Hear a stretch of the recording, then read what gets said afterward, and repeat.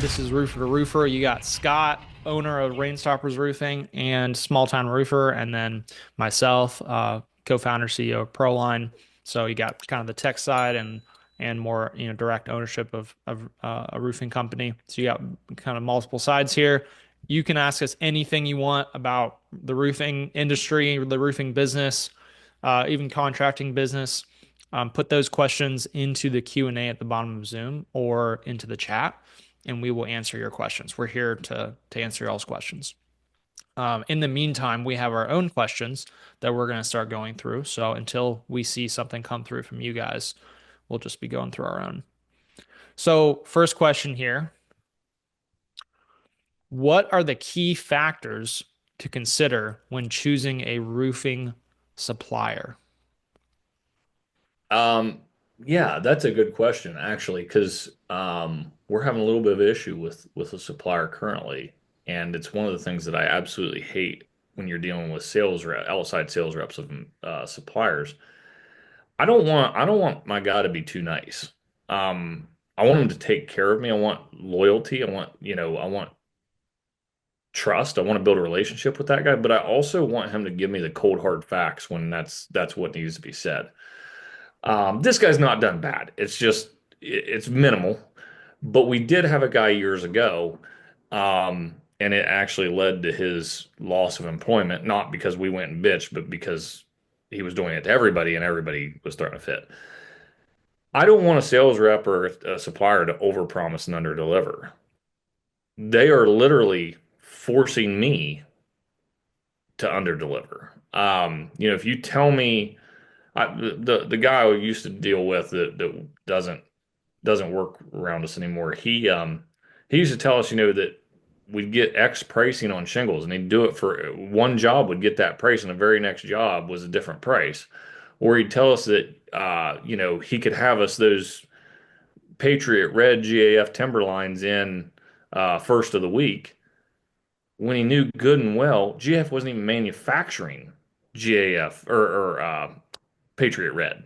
So like dumb things like that don't overpromise and underdeliver. I want somebody that's just going to be brutally honest with me, and I want them to, obviously go through the ringer with me and be a part of my team. Um, but that's something you don't want. But what you do want is someone. I just had a meeting with our manager, and this is why I love ABC. Um, we're doing more business every year. We're hitting some really, really good numbers with them. He called me in for a meeting. I did not initiate this meeting. He called me in for a meeting, and I get really good rebates through GA or through ABC. And he gives me a document, a piece of paper to sign. And I said, "What's this?" He said, "Well, I went ahead and I got you a better rebate rate." So he got me another percent of rebates.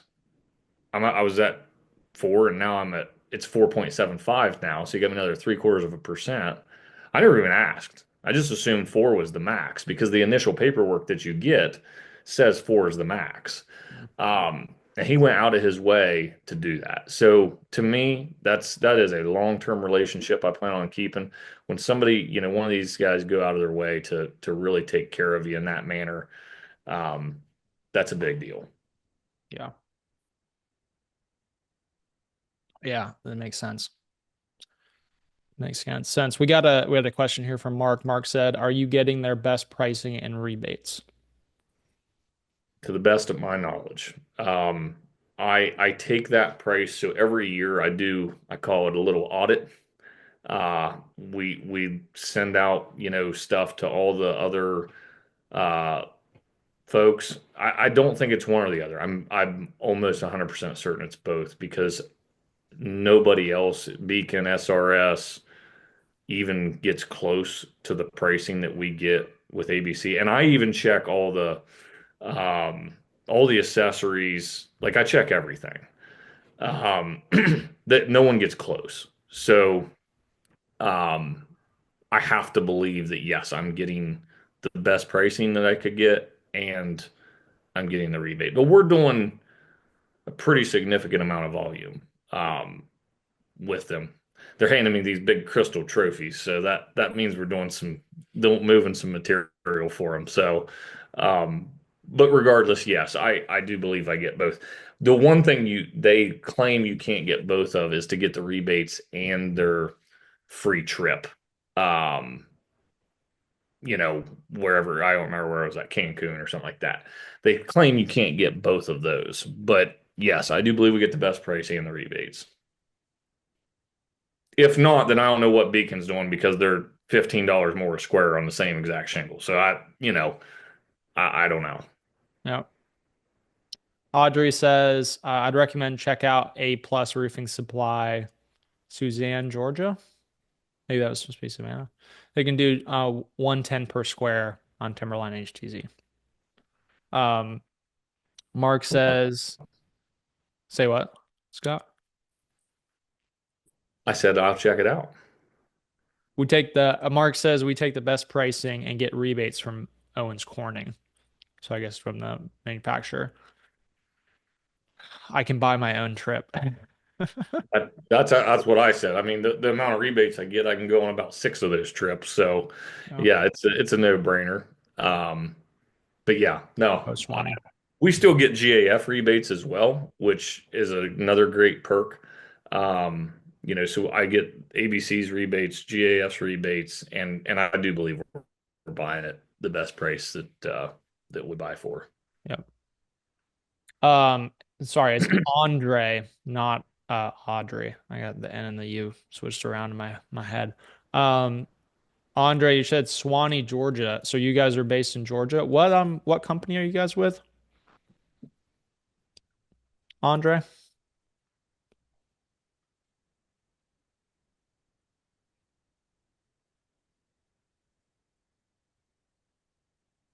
Andre, you there?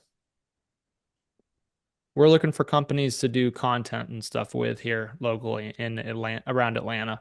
So I'm curious what your company name is. If you can put that in the chat, that'd be great. All right. Other questions here. And for anyone else joining us, this is Roofer2Roofer. So we're here to answer y'all's questions. Please put your questions down into the chat or into the Q&A, and we will answer those. But we'll go ahead and we will jump into our own questions. All right.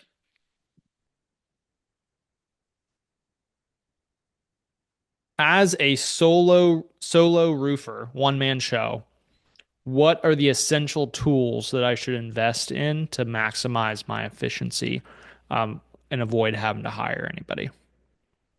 So I looked at this business model a long time ago, and I think that a guy could make a freaking pile of money, especially a young guy that's just wanting to go grind, go hustle, um, build a really great reputation for maybe down the road building a bigger company, whatever.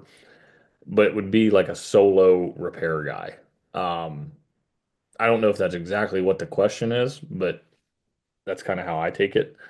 You Oh, can be a you would focus on repairs. you could be a solo sales guy, and just you're selling your own jobs, subbing them out, doing that deal, and that's fantastic too. But I think a guy could go do $500 to $800 repairs and go do four of them a day with a half-ton pickup truck, a ladder, a DeWalt nail gun, and a caulking gun. I mean, and you'd absolutely crush because like for me, I honestly can't hardly my salespeople are too valuable to send to go look at $500 repairs. I can't do it. Like that, we lose money. Um, so yeah, I think that's if I was a solo guy, I was capable of doing repairs. I understood how roofing worked, um, and you'd build a great reputation in your community to where when the day come that you did want to start selling full roofs, you're not even going to need to advertise because if you're the repair guy in town, you've been doing repairs that consistently and that many of them, everybody's going to know you. And I think it'd be a great way to enter into the space. What specifically, what tools would you recommend they would A have? DeWalt battery nail gun. That's a game changer for a repair guy. Absolute game changer. Flat bar, a caulking gun, and maybe like a 6 foot metal brake that you could keep in the bed. Nothing crazy, nothing real big, just something to be able to bend chimney flashing or something like that. That's about all you need. I mean, you can pretty much on shingle roofs, you can pretty much do about any repair you need to. You might want like a DeWalt kit, the saw, the grinder, the kit of 8 piece kit or whatever they sell, just to have, for an impact where you could run a screw if you needed to, whatever, those little things. Um, but those few tools will get you a long freaking way in roof repairs. All right. Um, Andre, we'll hit your last question there in a second. We got another question here in the Q&A area, but I just want to say thank you for that info on A Plus Roofing Supply. I'll make sure I have that saved for Scott. Okay. The question here from Julian. How would you recommend presenting a warranty as a new company? I'm familiar with selling 4 years experience, but a lack of a bit of confidence with the uncertainty of a workmanship warranty. Good, better, best system for reference. I'm assuming this is manufacturer backed warranty. Is that what you're asking for? I think my understanding of this is that he's talking about a workmanship warranty from his company, but he's a new company. So I think there's a lack of confidence or there's an uncertainty there. Like, oh, we're a brand new company, but we're going to give you like, a 30-year workmanship warranty. Right. Yeah, I would do two things. One, I would really work on getting backed by a manufacturer. It will take a little bit of time, but get backed by a manufacturer, that will help a ton. But I think my recommendation would be don't overpromise and don't make it sound too good to be true. Offer, a 5 year, like we still only offer a 5 year turnkey warranty with all of our roof systems. So if you buy our entry level system, it's 5 year turnkey warranty. We could put 10 or 15 years on it, but I mean, how many homeowners truly believe a roofing contractor even makes it 10 to 15 more years or is gonna stand behind it 14 years from now? Like I just don't think people actually buy that. Um, No. for a local business. They see too many companies go in and out. So we felt like 5 years was kind of the sweet spot. It's long enough that they get good coverage, but it's short enough that they trust that you actually may stand behind it. Um, but regardless, I would like to touch on this because I think it's super helpful. I don't think we touched on this last week. No, I don't think we did. We actually got a call about 2 weeks ago from GAF. They called us, said that another Master Elite had done a roof in 2019. It's been a problem ever since. They've went back multiple times to try to fix it, and the homeowner finally called GAF and filed a warranty claim on their their Golden Pledge roof that comes with a 25-year workmanship warranty. So they asked us to go do an inspection. We went out and inspected the job, and it was a workmanship issue to say the least. They did a really bad job. And so what we did was to truly fix it. They literally nailed a second layer of shingles over the entire back slope to try to fix the leak, and it didn't fix it. So what we recommended to GAF was that we tear the whole back slope off and completely reinstall the back slope. It was like $8,800. GAF literally sent us an approval letter for the quote the next day. And that was last week. We just did the project this week. So I know that there's a lot of stuff I've seen like online and different things, people questioning the validity of workmanship warranties through manufacturers. I can't speak to all of them, but I can speak to GAF. I believe this is the fourth one we've done. This one, I believe the home or the customer is still in business. The other ones were simply because They bought the gold pledge warranty through this contractor. That contractor is no longer in business. It defaults back to GAF. GAF finds the next guy in line to go take care of those warranty issues and pays us. Like the homeowner was, I actually had went to the homeowner's house on this one and had a good conversation with him. He's like, the process was unbelievable. I called him, I told him what happened. They had me fill out a form. He said it took me 10 minutes. He said, and they literally called me the next day once you guys submitted the quote and said that it would be paid in full by them, 100%. So I would, I love selling gold pledge systems because I know that what I'm selling is actually going to get stood behind. So it gives my salespeople a ton of confidence to push that at the door. Yeah, that makes sense. Julian says, very helpful. Thank you. All right. Andre asks, how hard would it be to move to the Atlanta, Georgia area and start a roofing company from scratch and get to 1 to 1.5 million per year? What do you think, Scott? I got some ideas. What do you think? I I'll be honest. If it was me, like just I didn't have family, I didn't have a business, but I wanted to get into business and I understood it or I worked in this business for a long time, I really think I could go into about any market with very little money and I could make a million and a half dollar business. I don't think it'd be that difficult. When I say difficult, yeah, it's a lot of work, but I think I could do it without struggling too bad. I think you can go canvas your ass off. You can do a lot of, go just walking in doors of buildings, putting business cards out, blowing Facebook up as much as possible, just doing all the free stuff, the very, very simple, easy to do stuff. Don't worry about SEO. Don't worry about, pay per click or, I don't think that's the way to get to that mark. I think if you want to get to 5 million, now you got to start worrying about those marks or those tasks. Um, but to get to a million and a half, I don't know the Atlanta market at all, other than there's a shitload of people there. Um, but I do believe you get in, even Atlanta doesn't really see storms, right, AJ? So it's pretty retail. There are. It's just not a lot, but it's people do still absolutely uh do insurance claims here. I think it is more of a retail market than a lot of other markets, though. It's probably closer to your market. It's like, I don't know, probably 30% will try to do an insurance claim and the rest is retail. Yeah.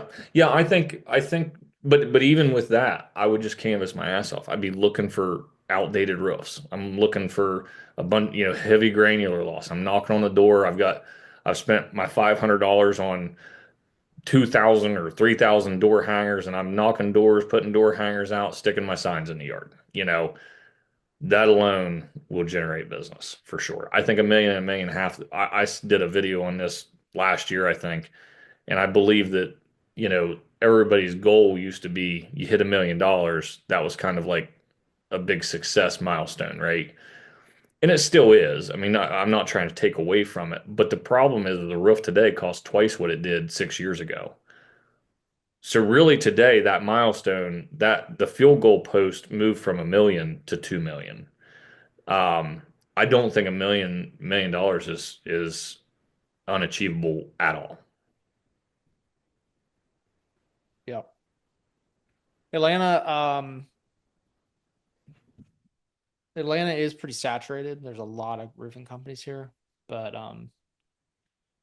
the I mean, there's opportunity everywhere. If you're willing to put the work in. SEO is really tough in Atlanta. There's a lot of roofing companies that are heavily invested in SEO here. Um, but yeah, I think that's good advice, Scott. Andre asks, which area are you from, Scott? So I live on the Ohio River. So Southeast Ohio is where I live, but I live on the Ohio River, right, Ohio, West Virginia state line, basically. There you go. 2 hours from Target. That's where I live. 2 hours to target. That's the universal measurement, right? That's it. All right. We'll go back to our questions here. If you guys got any more questions, please put that in the Q&A or in the chat. How so this question is, how should I be using drones to create marketing materials? I mean, it's honestly, I think about the easiest way to create really nice Facebook posts, and um, you can use them on your flyers, on your quote templates. Uh, we use it too, not just necessarily like marketing, but we use it in our proposals to where, we're taking aerial pictures of the house to show the customer damage or do before and afters, and then we post those to Facebook. I mean, the drones, those are like they're really high quality cameras, so it's not like, I mean, you're getting really good photography with it, and you're getting it from a really cool vantage point that's pretty eye-catching. Yeah, makes sense. Makes sense. So we had a question from Julian here. What would you say is the value of canvassing and Facebook branding versus Google LSA for a new company? I believe canvassing and Facebook branding can be significantly higher. We've seen a huge downturn in LSA, but if you're a new company, you may struggle to even get into LSA. Hmm. And it's been so long since I've done it, but there's requirements. There's insurance requirements. There's, I believe, years in business requirements. You have to do a background check. It takes some time to set up, and it's a great tool. Don't get me wrong. I love Google LSA because it's affordable leads that are qualified. I think it's a great tool. Um, but for a brand new company, I'm not sure how easy it would be to get.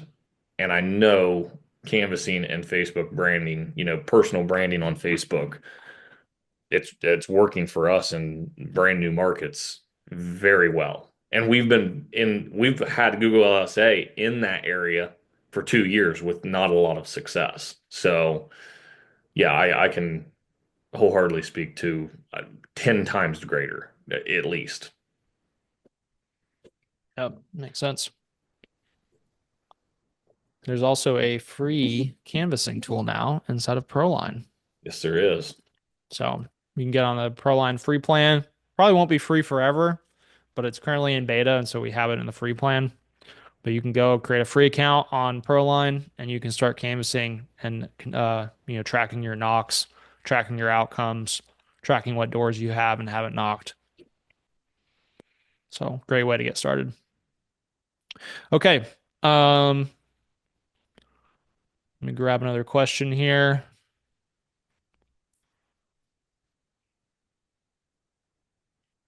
What phone provider should I be using for my sales guys? ProLine.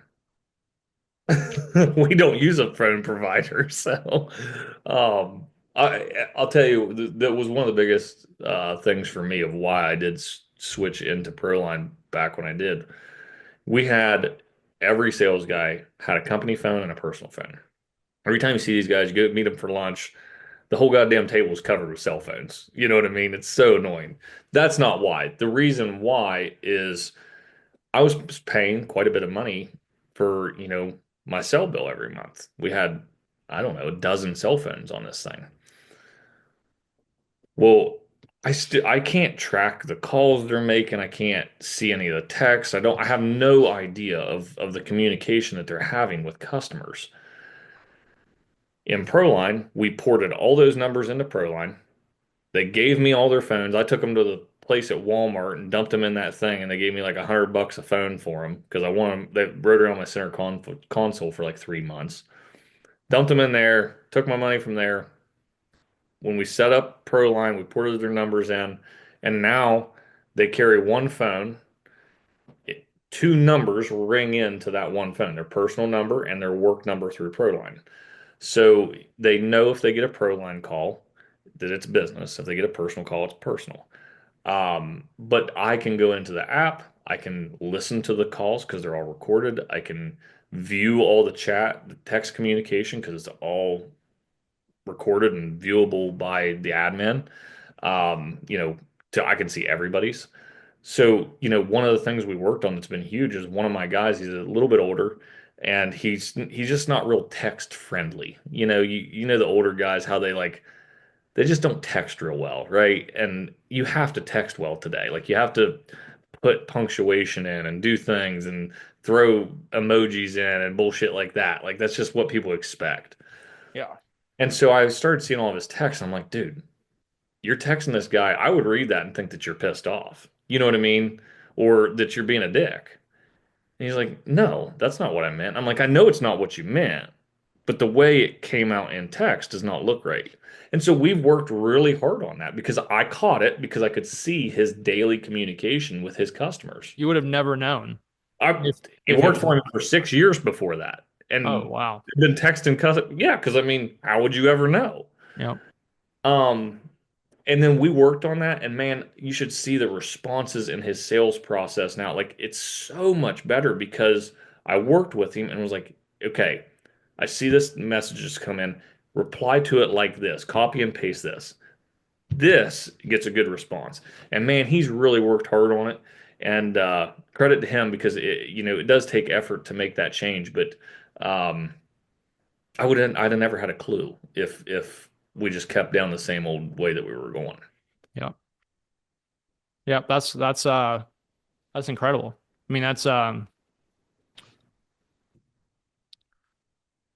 it's amazing, and I'm sure this is true of everyone. It's like you're kind of blind to your own flaws and shortcomings, and so you can go 6 years in a sales role and not realize that you're losing deals because your text messages sound wrong, Well, they until someone sees it.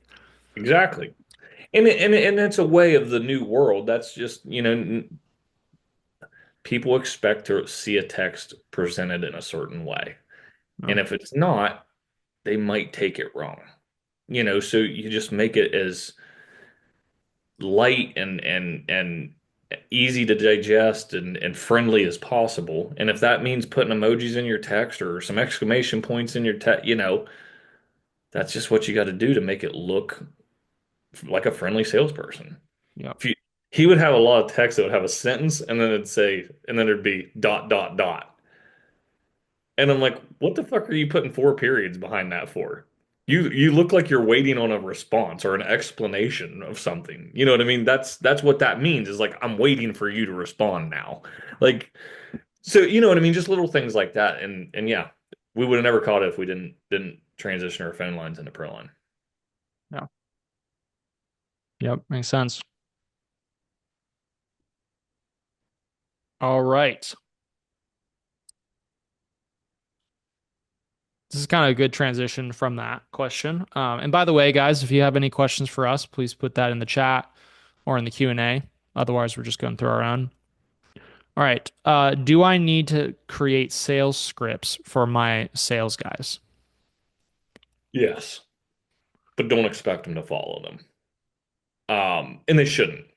You should give them great scripts to build from. They should be an outline. Um, I I literally worked on I would call it a sales script today with one of my sales guys that's really working property managers really hard. He's had a ton of success and he got gifted a bunch of other property managers' phone numbers and emails. And he was going to email them. I said, no, pick the phone up and call them. He's like, well, what the hell do I say? So we sat down, we worked on a script. We wrote it out. I told him, don't follow this word for word. Just read it a handful of times and then take it from there. Like you can't script a conversation, but you can have a good outline of talking points that you want to make sure you try to hit on through the conversation. So, yes, I think a script is necessary. I just don't think you should expect anybody. We're not robots. It's not. This shouldn't be verbatim. It should be. I think the whole sales pitch in general is that way. I think you should have a solid step by step scripted sales pitch from beginning to end. But I think every sales rep presents it in their own way and they word it their own way. So they hit those highlights, they hit those talking points at the right times, but they've got to know how they handle that conversation. Yep. It makes sense. You don't want a bunch of robots out there just reciting stuff. No.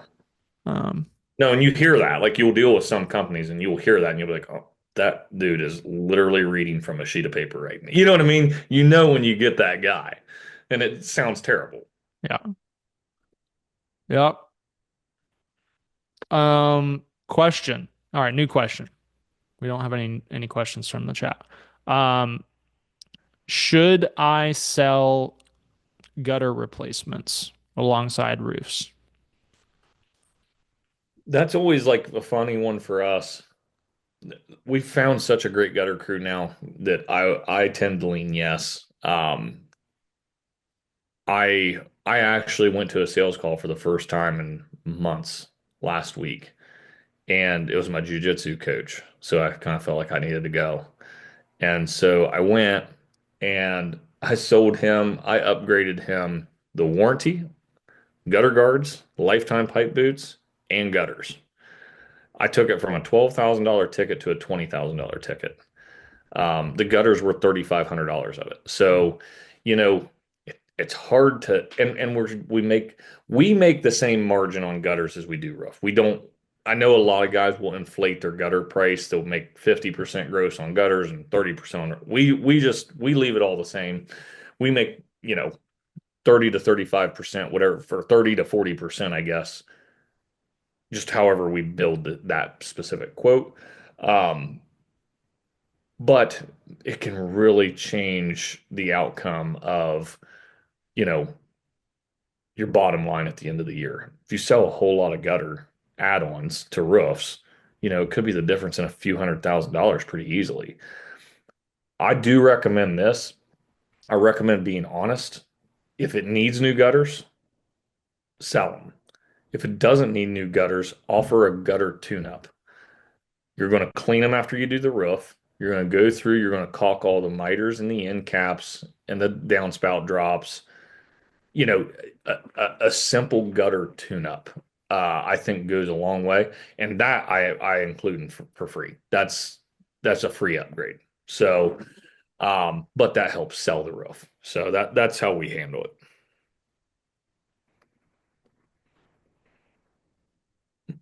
Sounds good. Makes sense. Um, We'll have to do get you one of guys them. ever run into some complications there with having the roof and the gutters and trying to manage multiple crews for that? No, because our that's what I mean. We used to have trouble with it. Our gutter crew is just so great right now, and they've been with us for about a year or so, and they pretty much just follow our roofing crew and put gutters up. So the Hmm. couple of days after the roof's on, they go stick gutters on. We don't even ever hear about it.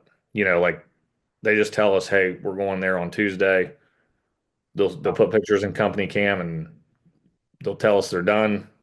We send a bill. Like if it's that easy, it's hard to not sell. You know what I mean? On that $3,000 gutter job or $3,500 gutter job, and I gross 35%. I don't know what the math on that is, but I believe it's around $1,000 if my brain's working right. $1,000 to essentially not really do anything is a pretty good deal. yep. Yep. No, it makes a lot of sense.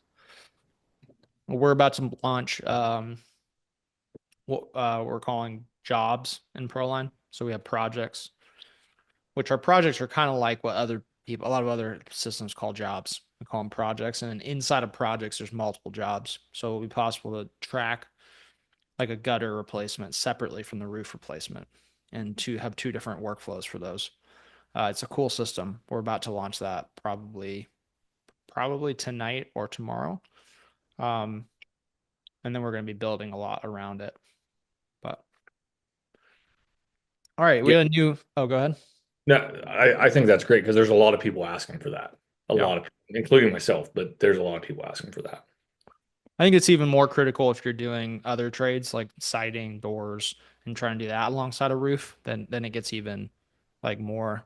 Um, there's even kind of more going on there, but it really allows you to, because you, from a customer standpoint, they think of it as one project, and from a like a even from like a cost standpoint, it's like you want to do one quote. You want to look at it as one project, even if it is over, multiple days for different trades.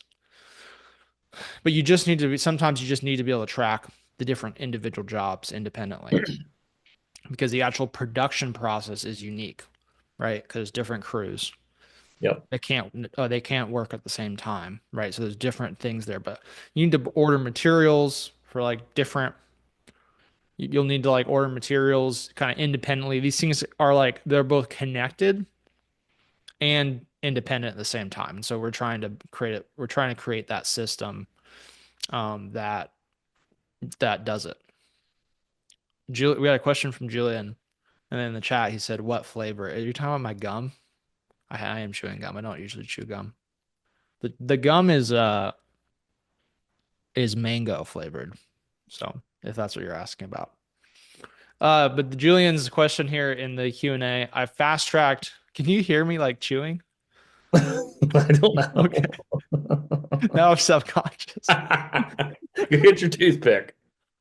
I know I got to go back to toothpicks. All right. Julian asks, I fast track reviews to my Google business profile before opening, and I rank sixth to ninth in my area of West Michigan. A lot of reviews are from friends and family, have mentioned me by name, and it's great. But how would you go about being the face of the business while also keeping things separate regarding content reviews? He's a one-man solo show. Are you just? It sounds like you're worried about the business being too tied to you personally. Is that what I'm hearing, Julian? Yeah. Okay. I want your take on this, Scott, but I do. This is something that I see a lot of guys, I think, mess up on. Is they're getting started, they're a solo, like one man show, and they think that they need to project a big company feel. So they try to hide behind like a generic email. They try to hide behind like generic phone numbers. They try to not have their name be in the reviews. You are literally giving away your biggest strength. The bigger companies, big teams on ProLine that are using us, they're all trying to desperately like make it feel like it's a one man show. The biggest companies, they're looking like a one man show, like intentionally. You are at a big advantage by being the one man show as long as you can project professionalism, project competence, project that like you know what you're doing.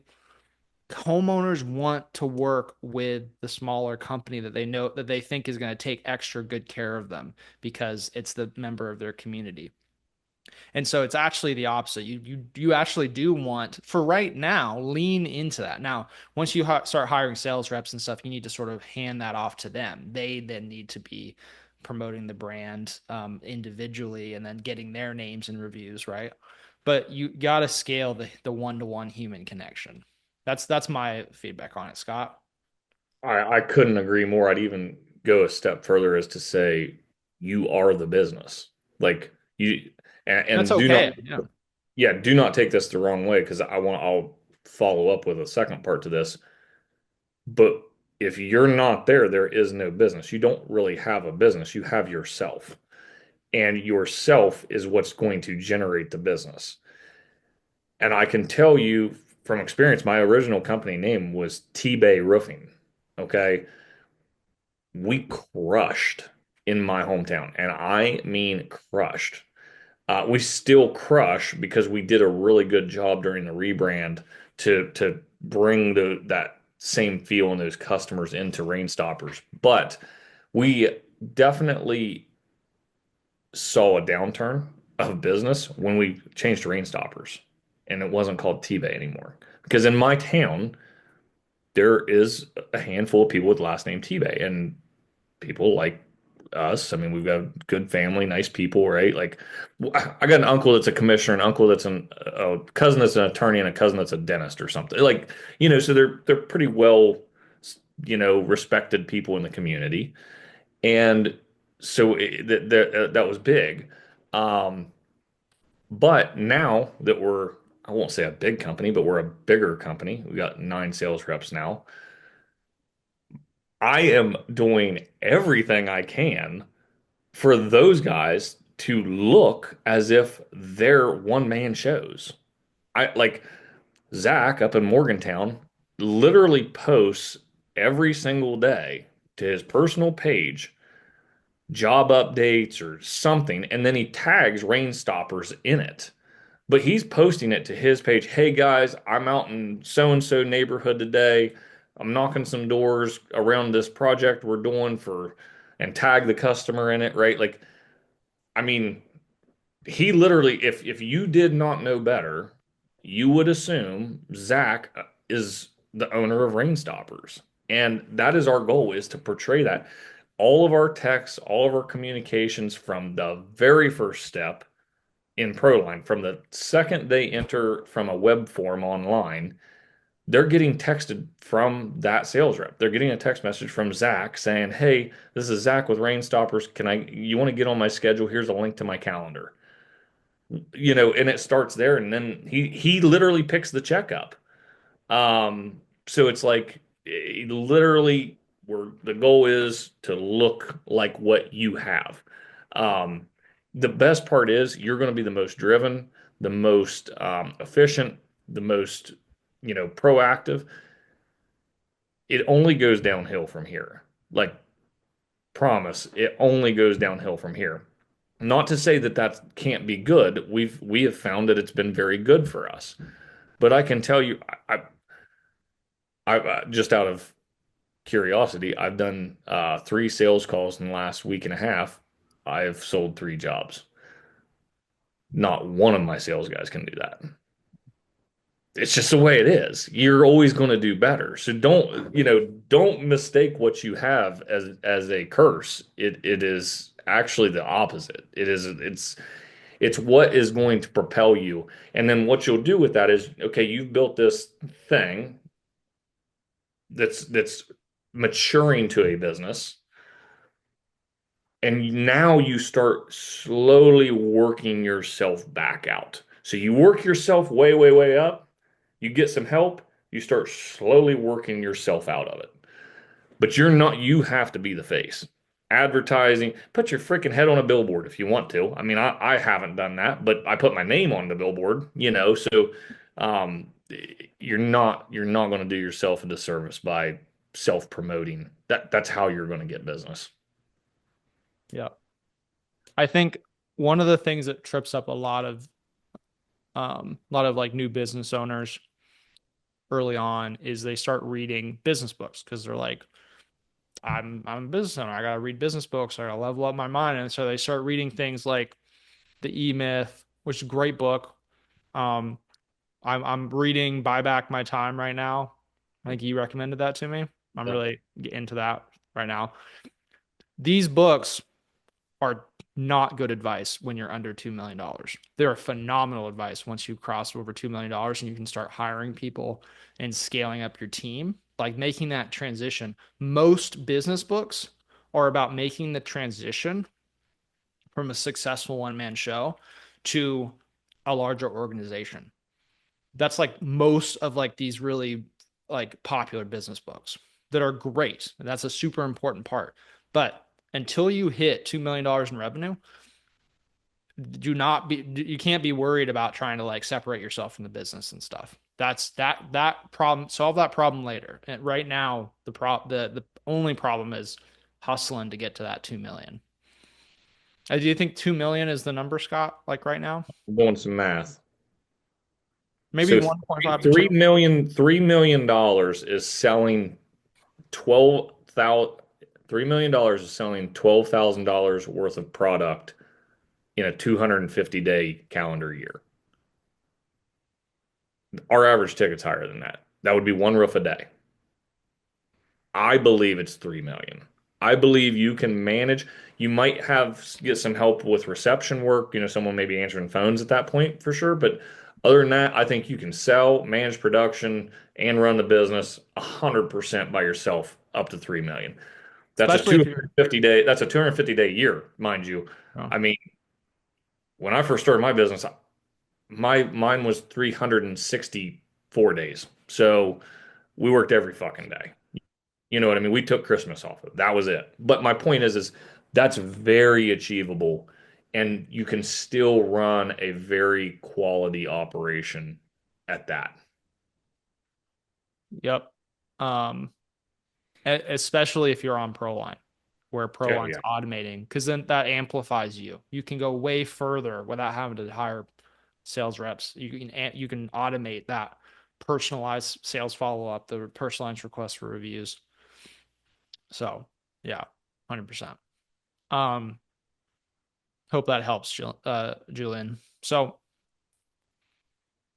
definitely not John Starry asked or said, I'm actually really impressed by your answer, AJ. Thank you. Definitely not John Starry for that. I We're gonna appreciate have to get rid of this it. anonymous crap.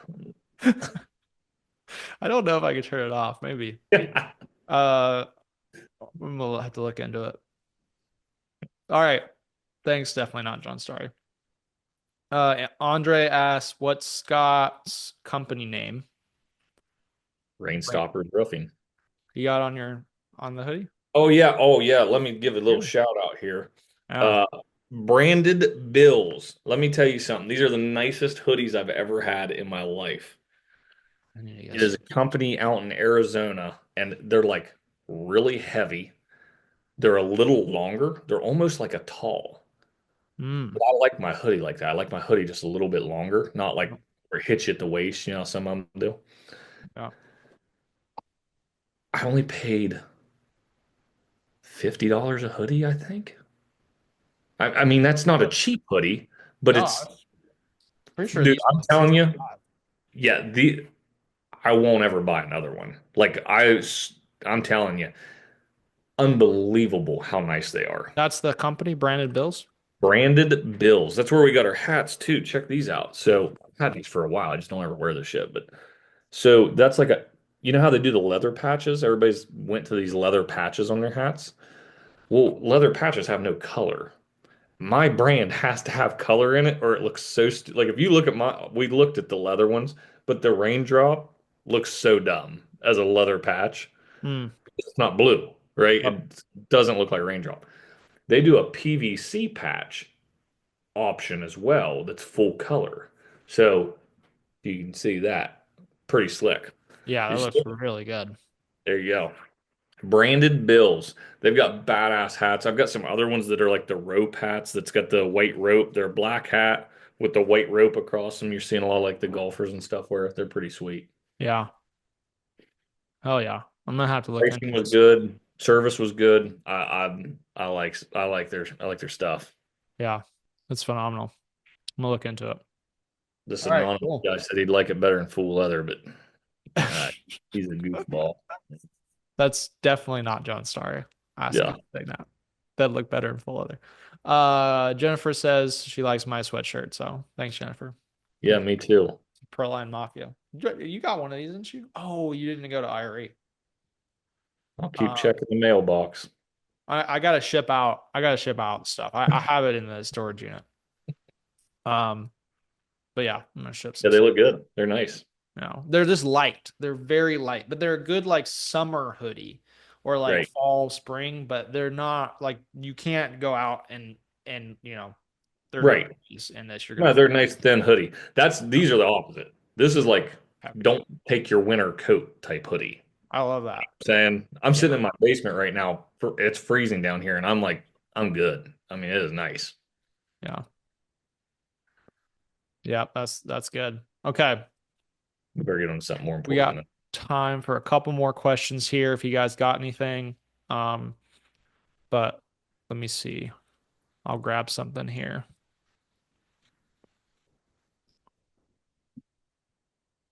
How how do you use directory and how does that help you sell more? probably isn't a great question for me to be honest with you. I'm using it. Yeah, I'm using it. I don't pay. It's inexpensive. We have got two leads from it. We're it's just not big in my market. It's not been pushed, it's not been shown to customers. People don't know about it. Yeah. But what I will say, and we don't take deposits, so I'm not a good fit for it, right? Mhm. Like I'm a unicorn. I'm the one weird guy that's not taking deposits. And the big thing with directory is, you can put directory in your email signature on your website, on your quotes that you're directory certified, blah blah blah. You can explain what the directory guarantee is, and that guarantees your deposit. So directory will pay the customer back the deposit if you ghost them or something like that, right? For me, I will continue to be a customer because for the price of it, it's for the monthly fee to be a part of it, it's very inexpensive. And the two leads I've got from it, I think we sold both of them. So I mean, I've already made my money back for the year on it. Um, but I don't utilize it. It's not it's like a Yelp listing for me. You know what I mean? I get very minimal leads from it and I don't use it for anything. But I think it's a great thing if you're taking deposits. I think it, would alleviate that stress with the homeowner that, their deposit is secure. Um, I just say don't take deposits. People like to fight me on that tooth and nail, but I'm the guy that hasn't fucking missed a payment in one time in 10 years. So, Yeah. you know, it works for me. So, Yeah. You got a good track record. uh, Um, cool. Yeah, in general, like I think the key with directory, it is becoming in some markets a better lead source from what I heard, what I hear, but it's the key is to use the insurance thing. But yeah, if you're not doing deposits, it's less valuable. yeah, it doesn't bring me a ton of value other than just another lead magnet. Yeah, makes sense. Um, oh, we had a question here from Julian. How do you feel about private label unbranded materials outside of the major manufacturers? Outside of shingles, the discount, of course, the discounts on ice, water shield, synthetic nails seem to be too good to pass up. I freaking love it. I just got another shipment of what I don't remember how many, 6 skids of rain stoppers branded orange felt. I buy everything, obviously, but the shingles and the cap, starter, vent, ice and water, felt, nails, cap nails, everything. I buy everything in bulk. I can't use it on gold pledge roofs. I can use the nails, I can use the cap nails. The pipe boots. That's pretty much it on my manufacturer backed higher end warranty. The highest end, I have to use all GAF product. Um, but to stay competitive and honestly to make me more money, I deal with Van Boxel. They have been fantastic to deal with. They're out of Cleveland, Ohio. I'm in Ohio, so but they ship to I think the lower 48, so like it's not an issue. But I mean, the service was outstanding. The product's great, and the prices. I mean, some of the stuff like the synthetic felt we got, I'm paying like I bought enough to get it down to where it was like 35 bucks a roll, and it's definitely better than like your ABC Pro Guard or your Rhino felt, the cheaper synthetic that's available. I would consider it to be comparable to like JAF Felt Buster or something that's a little bit high, not high end, but like middle of the road synthetic felt. Good stuff, good quality. I'm paying 35 bucks for that. Felt Buster's like 120. So, I mean, in your average roofs, 2 to 3 rolls, I mean, that's significant. You're talking a couple $100 just in felt per roof. We did the math. If we did the exact same roof and we just used our bulk material versus store-bought generic, which, you're buying at ABC anyway, Rhino felt and their nails and whip, ice and water, whatever, like they're generics. Our average roof, we took 40 roofs and actually ran the quotes to truly understand what it was. It was $598 worth of savings per roof. I mean, that's a lot. At scale, that gets insane. I mean, in our busy season, we're doing 5 or 6 roofs a day pretty easily. Um, that I mean, you're talking thousands of dollars a day and just pure profit. That's 100% profit at that point. So, yeah, I believe in it wholeheartedly. I mean, if you got the storage for it, the capacity for it, crazy not to. If you got to be able to float the overhead. I think the first truck we got was like almost $60,000, but that 60 grand is going to, I'm turning that into, I don't know, 120, $140,000. So yeah, it's a great investment. Yep, that makes sense. All right. I think we'll just wrap it up there since we're running low on time, but that was great. Thanks, Scott. Thanks everybody for joining and for putting in questions. Special shout out to definitely not John Starry for his great comments as well. And and we will see you guys next week. See it. All right. Bye.